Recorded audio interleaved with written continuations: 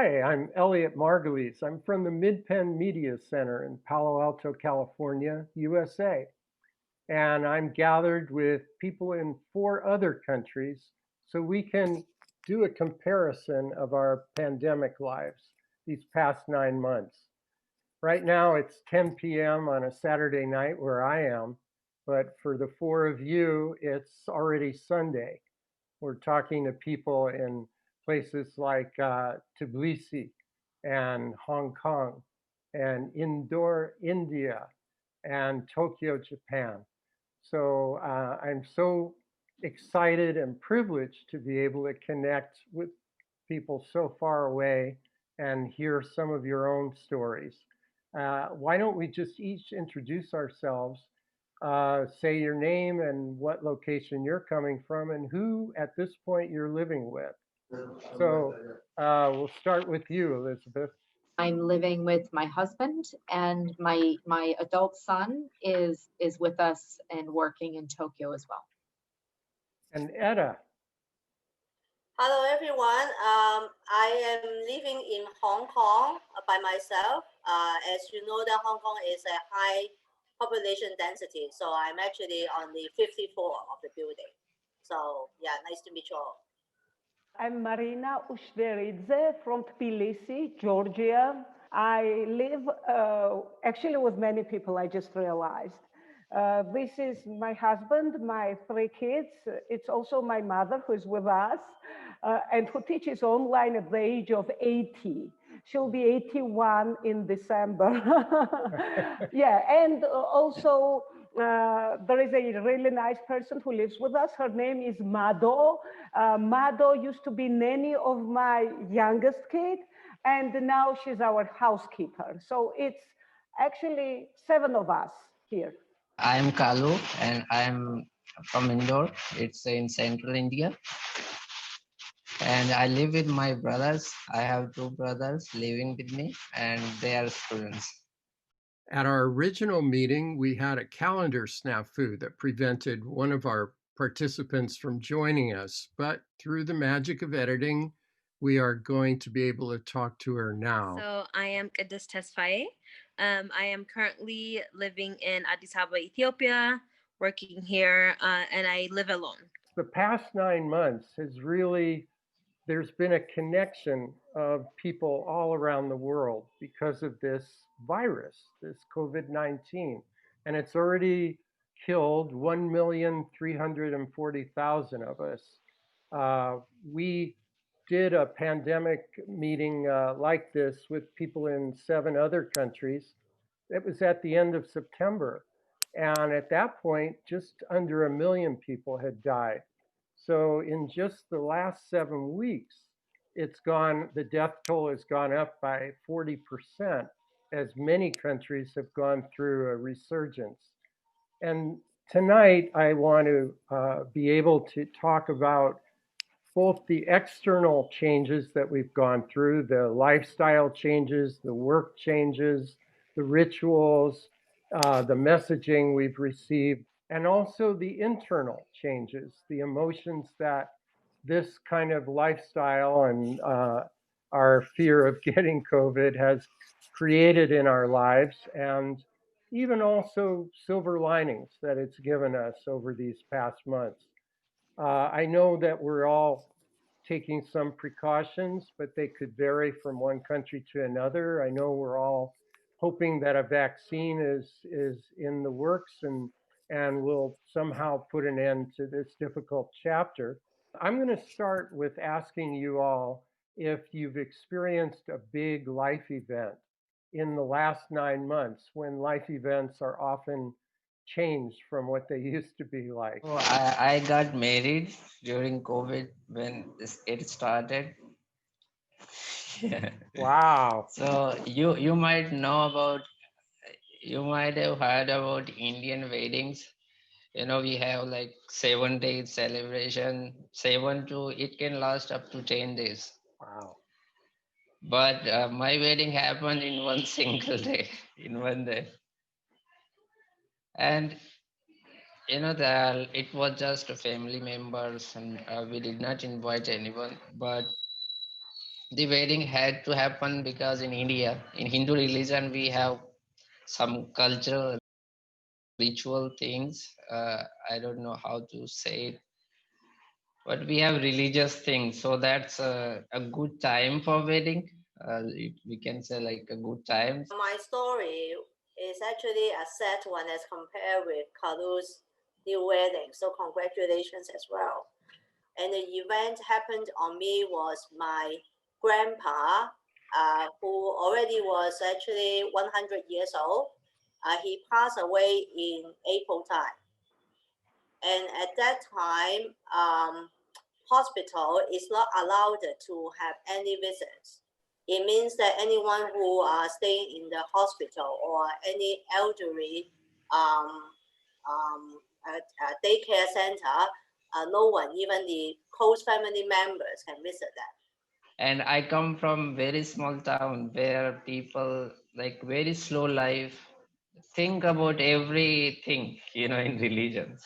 I mean, not me personally, I don't know much about religions and I don't follow any religion, but my family still does. It was not the usual wedding. So no celebration, nothing. We still had some people like about 20 people, 20-25 people, but we had to go through all the whole process. We had to get approval from government. We had to register their names. It was nice. We saved a lot of money because if it had been a wedding like 10 days, it would have been very expensive wedding. We did not feel like a celebration. It's very difficult for us because he is already 100 years old. He was sent to the hospital, but we could not visit him. It was very sad for us because we pretty more or less sure that it is his last journey, and most of my uncle and aunties actually are living in Canada. So supposedly, of course, under that situation, they would come back and see him.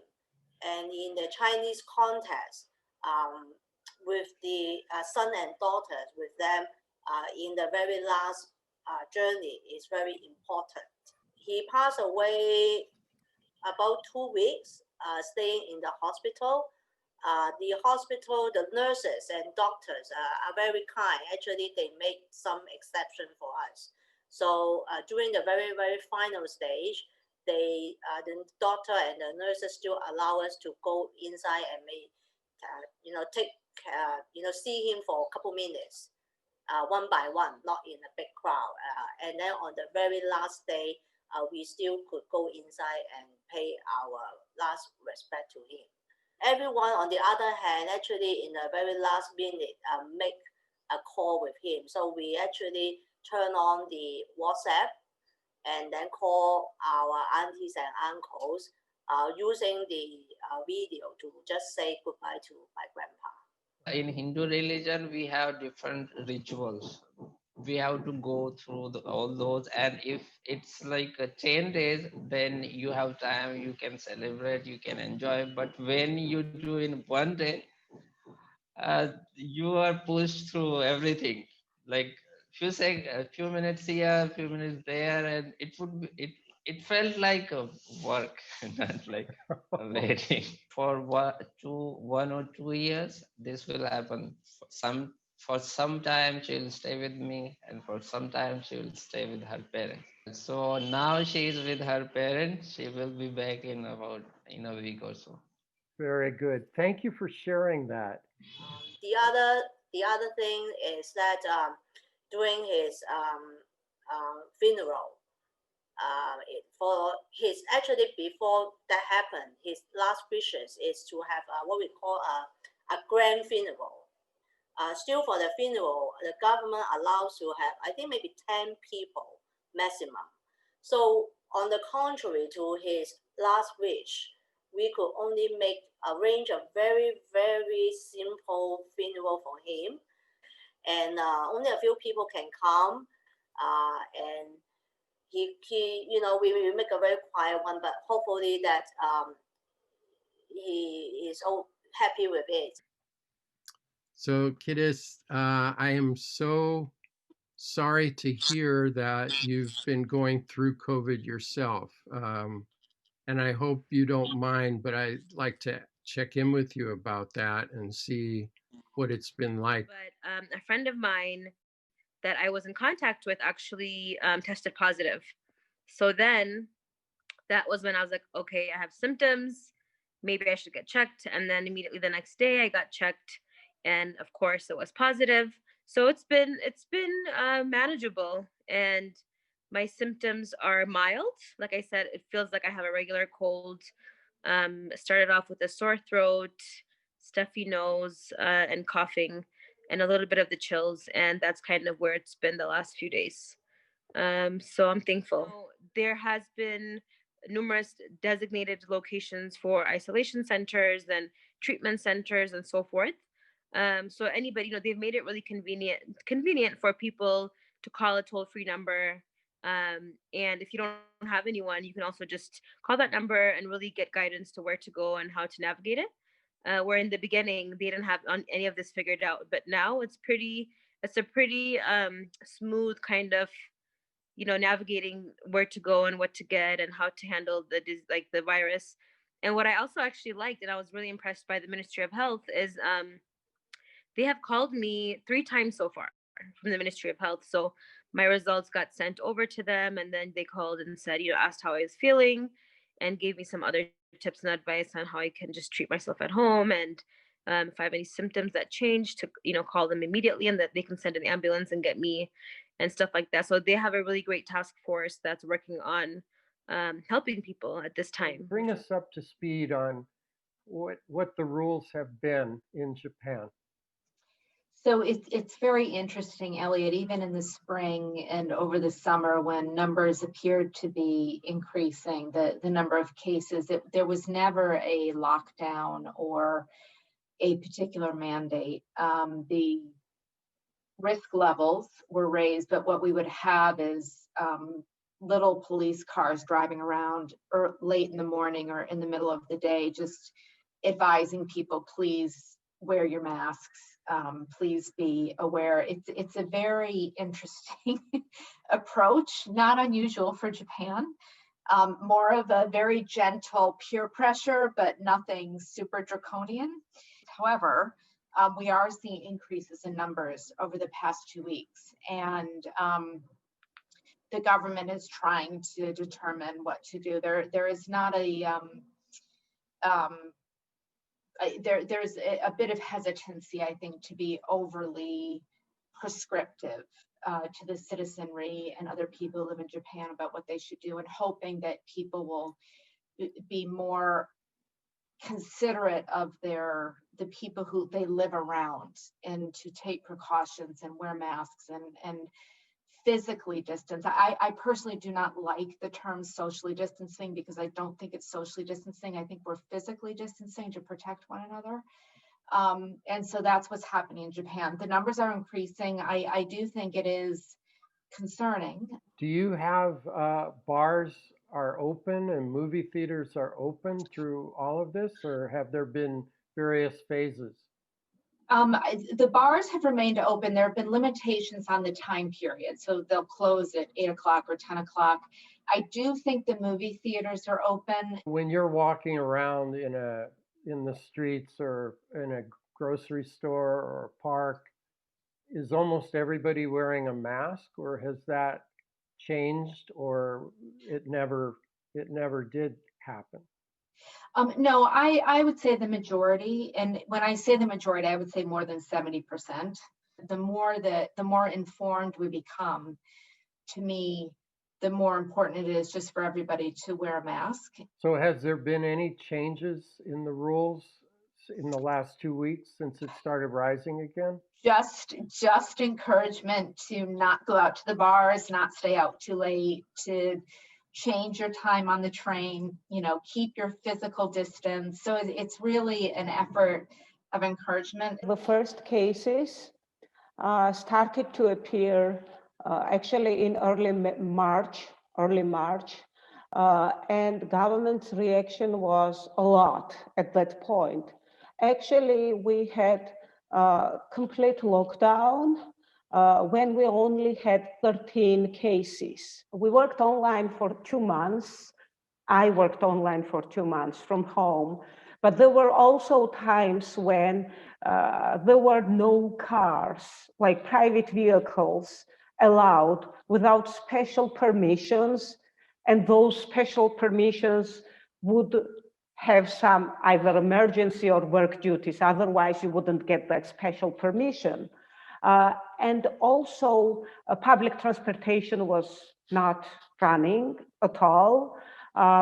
So nothing was working, shops, shopping centers, nothing other than pharmacies and grocery shops and obviously hospitals. That really stopped the further spread of COVID for some time, actually. And summer was very quiet and very peaceful in terms of not many new cases reported. So in summer, people decided that, oh, we won. We won, there will not be any new burst of cases. Right when the pandemic hit and we found out that, we got our first case, it was March 13th. I think it was March 13th. And immediately the government started taking steps and really starting putting guidelines of, curfews, and then like closing up large, events and not being able to be in groups and social distancing and all of that. So in the beginning, I think we took very strict measures. So that's why we handled it at first. But I think it was too early for us because we didn't see it spread as fast in the beginning. So, it seemed as if we had our stuff together. We had, when in March, when it started for about 3-4 months, we had all those controls. Everywhere was police, nothing was open, everything was closed. Not same things like other countries. You could not go anywhere. You had to stay at home for only medical emergencies and those cases. Nothing was allowed at that time, but because of these economical reasons, the government could not handle this anymore. What happened was that everyone actually enjoyed the summer. People were vacationing. The rules about wearing the masks and disinfecting the hands, they became kind of less actual. They were on paper, but were never followed. So what happened was, by the end of August, early September, there was a sudden burst in cases, sudden rise in cases, which became kind of uncontrollable. So we had complete lockdown, as I told you, when there were only 13 cases. And at this point, we yet do not have complete lockdown when we have 3,800 cases daily. After 10 o'clock, you cannot go to the street. Of course, masks in internal spaces, in outside spaces are mandatory. And all other rules. You cannot enter the shop without measuring your temperature. There are people who measure your temperature, and stuff like that is happening. But not everywhere. That also depends on location. Like, I live in a capital city and things are much more kind of controlled here. In the villages, I have heard and I have also witnessed that people do not follow those rules. So cases are rising, the number of reported cases is rising, and people in social network, for example, people are kind of calling on the government, please do the lockdown again. I think government's not doing it because of economic impact it will have. Because they saw the figures. So they saw the figures, how badly it affected the economy in spring. And they think that this time economically it may be very bad. Well, so sometimes people are even asking the question, so shall people die of hunger because of joblessness?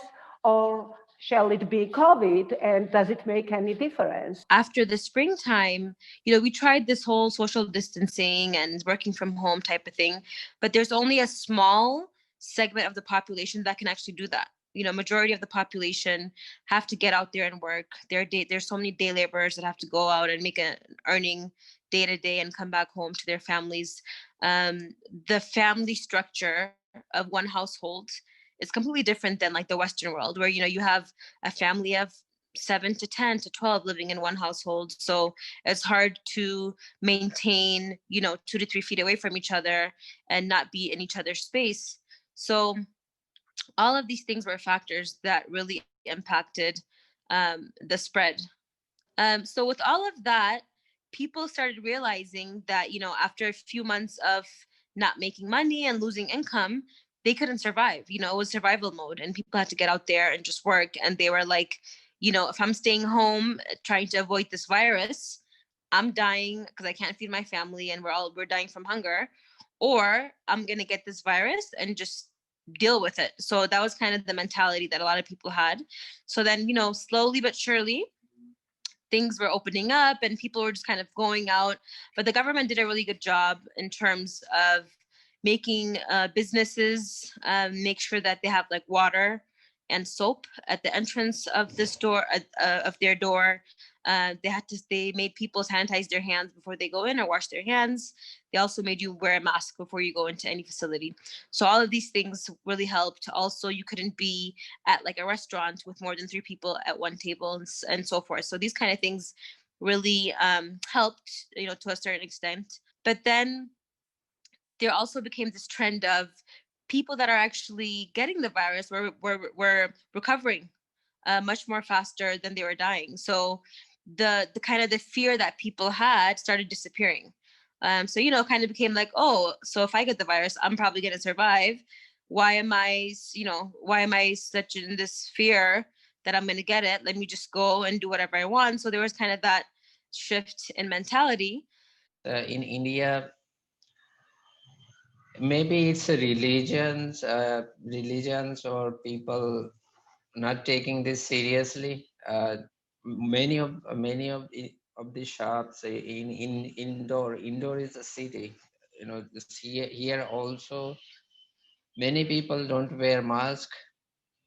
They have government is trying their best. They have on all shops they have those sanitizers. Many people developed immunity. So that is also a case where people think that it's nothing. It's the corona got less effective now, so it's not that much serious. And we have so many people who don't believe in corona, who believe in God, that God will save us. India is agricultural uh, country, so people think that we are, because we do physical work, we are more physically active, so nothing will, corona is nothing for us. Due to the nature of the population, Ethiopia's, our median age is 25 years old. So there's a much more younger population here, and the immunity, the people's immune system are also strong. I mean, a part of our Ethiopian diet is also a lot of immune boosting supplements are taken. Honey, ginger, garlic. It's a part of our day-to-day diet. So I think with that, and also with the exposure of other, viruses in the past, most of the population has a strong immune system. I heard many in news people saying, oh, what is corona? This is just a bluff, it's nothing. No one has died. Even we have so many relatives in countryside, they never wear mask, and there are old people, not even like younger people, and no one has died because of this COVID. I don't hear anything about COVID. Really, nobody has gotten sick from all of the relatives that you know? No. I Right. mean, in countryside, in cities, I have many people that I know who had COVID, but not in countryside. In the new channels, they are not showing corona issues anymore. People were some people would be reckless with it and not really care, But then when that happened, the government put their foot down again and actually started fining people. So if you're out on the streets, you don't have a mask on, and you were in groups larger than I think three to five, you would get fined. And they actually were ticketing people. You couldn't be in a car with more than 3 people. People were kind of, doing better. And then now we are at a place where everything is open, no more lockdown. We've also been experiencing, on top of this, major floodings. This rainy season has been very, very heavy in Ethiopia. So a lot of crops have been damaged. Also, we had a locust outbreak that the government has been fighting for so long along this year. So this also created another, humanitarian crisis in Ethiopia. We're also dealing with a civil war in the last couple of months. So the government has kind of shifted their attention on these other things now, because, it's a matter of prioritization, but then also, balancing on what is more, which one is killing more people and which one is all of that. So you see a lot of different variables in this country at the moment. We now have about 100 deaths and about 5,000 cases. For this week, the number has been increasing. And we have been confirmed that Hong Kong is now in the 4th stage, the 4th wave of coronavirus. And there will be more control and social distance measure to be announced the next week as well. Are people all wearing masks when they go into a grocery store or when they're walking in the streets? Actually, wearing masks is very normal in Hong Kong. Since day one, I would say that 99% of our people wear masks. That is because if you remember, in 2003, Hong Kong had the SARS. That was like not the same virus, but the same situation that the virus first happened in China, and then have affected Hong Kong as well. So we learned the lesson. And since day one, we wear masks. We have the temperature test. The temperature check before we go inside the bar and restaurants. We had second round of elections yesterday, actually, and we expect that lockdown will be announced in the next few days. But the problem is the other thing, actually. People may invite each other over their houses, and there are a lot of people who do not have the symptoms. So COVID showed us that not everything can be regulated by the law. And I have to be very honest, I really struggle to understand why people are not taking this as seriously as it is. And I'm trying to understand, I'm trying to really, because I know everybody has a different lifestyle, has different circumstances. So I'm really trying to be open, but it's really hard to understand. We have a strange phenomenon because if you're Democrat or Republican, you view the virus differently. And the Republicans often, I don't think they would say it's a hoax anymore, but they don't wear the masks and they get together to support their candidates. The Democrats don't do that. What kind of emotional challenges have you dealt with? Maybe totally successfully, but what's come up for you during these months where you need to stay separate? I definitely regard myself as a very fortunate person during the pandemic. First of all, I am working for a university. It's an American university, which they have a Hong Kong office. So I'm pretty much by myself and with one administrative staff only. So all along the situation, if that get worse, I can choose to work from home. And it's total understanding from my boss. So that is definitely very, very blessed and very fortunate in this critical time. Right now, our jobless unemployment rate is very high. It's almost like 6%. We just have a massive layoff. And I think I got particularly much more emotionally attached is to our people who do the street cleaning and do the garbage cleaning. Imagine, because right now, most of us actually order food and we have been creating tons of food wastage and containers. They are not paid extra. They just pay normal, but they need to work extra hours in order to clean up the rubbishes. Better off you are, more protected you are. So again, social inequality and social injustice is in place and is critically visible in these difficult times of pandemic. It's scary to be sick and know that, you know, there's only one specialist that can deal with this and you can't fly out because you're severe. And that may be your last, you know, that's your last day just because you can't get service. I think that has been one like eye opener.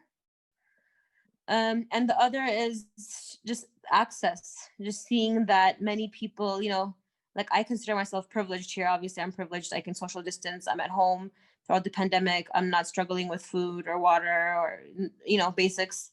But majority of the population is, you know, people are still hungry and don't have a shelter, and people are displaced right now due to various things on top of a pandemic. I think that's when I just came to the conclusion, like, wow, there's a lot of work that we have to do to make sure that people can access quality care. I came here for that reason. I came here to be part of, you know, to contribute to the development of Ethiopia. It's my country. My father is in Hong Kong. We are about maybe 45 minutes communications by train. So every weekend he will still visit me. For me, taking care of myself is still okay, I would say, because I have been living by myself for quite some time. So honestly, in terms of my living, I don't find it particularly challenging. But the only concern is whether I should actually have my dad to take the train to visit me, because he is also like 82 years old already. Or maybe even myself, I should visit him more often or not. I can be like a hidden case. The biggest thing that's been a change for me is that I have not been able to see my daughter.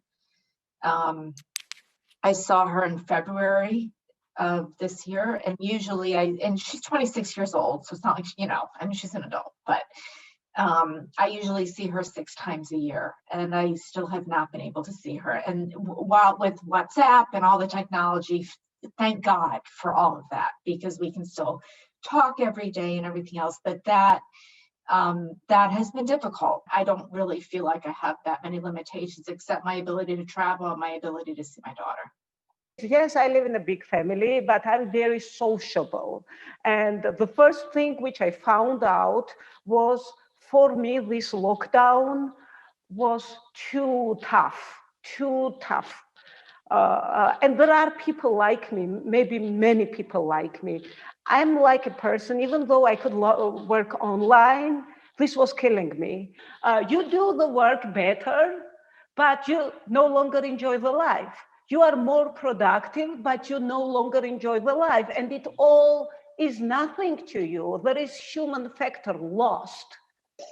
I don't know whether I lost the sense of purpose, but I didn't lose the joy and the feeling of being alive and the smells of happiness around, smells of life. You said earlier that there was a message that really made a difference. Can you remember like something that happened that really made it better for you? It changed your attitude and made it easier to vaccine news, actually. vaccine. That was, I guess, Pfizer's vaccine. That day I was happy. That day I feel everything was fun. I'm very curious about the vaccines and the way it's being presented in our different countries, because here we hear, and it's the same thing, Marina, that you just said. There's light at the end of the tunnel. It looks like, you know, by next summer, maybe even, we will have distributed the vaccine to most Americans if they'll take it. And however, the news here is kind of, it's an American vaccine. It's these companies like Pfizer that are developing it. I'm wondering what is being presented in terms of a timetable and how it will be distributed throughout other countries. And I'm wondering if it even gets talked about. Let me ask Elizabeth, you also work in the pharmaceutical industry. I would hope, Elliot, that by the second half of next year, that we will have enough vaccine quantity for most of the world to be vaccinated. There is great excitement that both Pfizer and Moderna have announced some initial data. Even though Moderna and Pfizer are U.S. developed vaccines, both companies have agreements with several countries to deliver quantities of the vaccine. The Gates Foundation is contributing to the WHO and others to make sure that countries in need will also have access to these vaccines. But is the media messaging and the government messaging in Japan very positive about, like, we're seeing the light at the end of the tunnel, as Marina said, or yeah, I think yes, I think so. And let's go to Hong Kong. We know that this have been developed by different countries, including China. They have been doing pretty much a final stage, particularly with a massive testing in Brazil. And also there are vaccines testing right now by Russia, of course, in the Western countries. I mean, these are on the news, but I don't think that the general public has a very strong affiliation or emotion with that, because even though the vaccine will be in the market, that may take a lot of time. And as a small city, we don't know how many vaccines will be available to us. So what we concern most is not the vaccine. So even if it's on the news, I don't think it affects a lot of our daily life. And for me particularly, I don't think people are very excited to hear that maybe Pfizer now have a more positive result of the vaccine testing or not. So it's just wait and see, and it's just good to know, oh, okay, there may be a possibility of vaccine may be possible by next year. But whether we believe that will come true, I would say it's a half-half kind of belief. Because we keep hearing that for the vaccines to be, in the past, it takes like 10 years or 5 to 10 years for a vaccine to be sophisticated, because it needs to pass through a lot of stages and make sure that it is safe on human beings. Ultimately, we know that, I mean, in general, it's kind of a known set thing that we're, as Africa and as Ethiopia, we're probably not going to be the first ones to get it, to get the vaccine. So probably most of the other continents will get it, and then we'll probably get it maybe, mid next year or late. If you're interested what I would do personally, I'm not going to get vaccinated unless it's mandatory. What I'll do is I'll be happy that those who are highly vulnerable because of chronic health conditions or age thing, so that they, high-risk groups, they get vaccinated. Also, I'll be very happy if healthcare workers, they get vaccinated, and there is no threat of people dying. This is what I take very emotionally, naturally. And I'll wait and see what the situation is. And unless it is 100% necessary, I wouldn't get vaccinated myself. Whenever I feel bad, I will not go anywhere. I will not come in contact with anyone. There is no chance that I ever do it, no matter what. I don't really have a high hope that when the vaccine comes to the, it's ready in the market, that will have a turnaround situation. Have you learned something new about yourself? Unconditional love is the most precious thing. This is thing number one. Thing number two, little things do not matter. We shouldn't cycle on those little things. We shouldn't worry about them because life is just 1 minute. Essence of life, what really matters for me, is it social recognition and respect what matters, or is it what resonates with my soul, what I want for myself? And even identifying that is a tough job, because we've been so much captive, in caption of our social roles all our lives for decades. We may not even search for ourselves because never had time to do that. And now it came time to do that. Let's do things today. Don't wait for tomorrow. Don't wait until COVID's over. Let's adjust.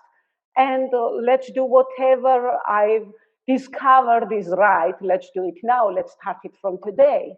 I don't think I've changed. I just think it's given me some clarity about what my next steps should be in my life, given where I am. The next thing that I will do is see my daughter when I can. But really, this has been a challenging time, but and a little bit harder in the past few months than I would have expected it to be. But I really have to say, Elliot, far more silver linings. Everything is normal for me, so not much change. But yes, this age, I just feel like a fear. I see people,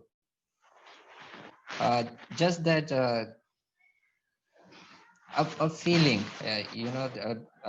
some sort of congestion you feel. So I just want this to end.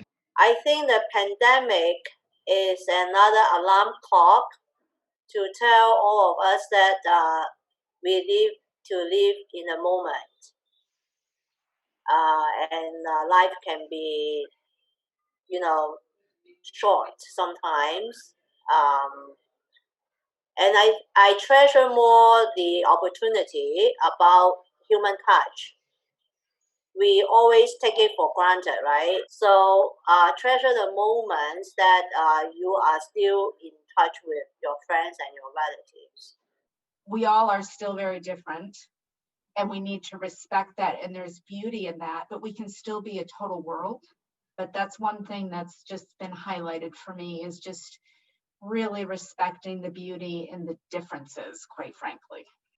I hope that everyone learned that about the respect of different people, because particularly during the early stage of the pandemic, some of my friends in Europe said that they have been discriminated of wearing masks because because we are Chinese, and they have been treated quite rudely in the early stage. And I hope that with that situation evolve, and right now we learn that we are all in the same situation, that is actually a good opportunity that we learn to respect and treat each other as a whole more nicely and cohesively as one human being in the world.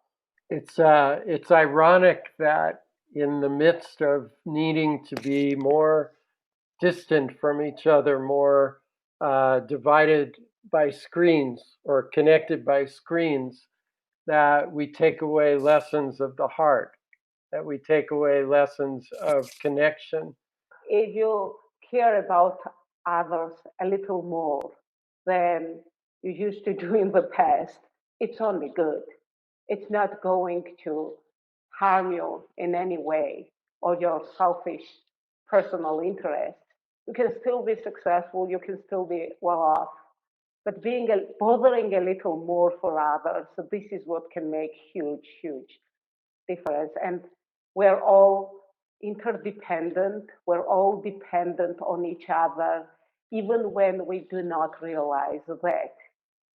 We may be dependent on someone who we think is much less protected. We may even depend on that person a lot. And this is a